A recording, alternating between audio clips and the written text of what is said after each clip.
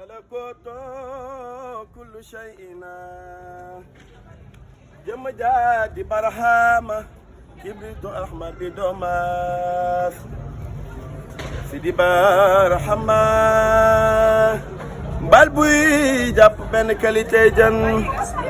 borom muntambaal fardu jaamio bi domas Cheikh bi dégguma la loo wax nga ne mbaal buy jàpp sidi barahama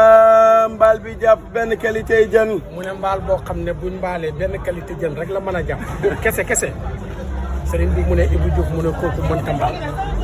mu ne fardul jaamixo bi mooy jëmm ji ngeen di gis moo daan wax ne falaw sawaru nii fi lxaqiqati lam yaraw allah akbar si waa sax si mahbubin bihi natabattal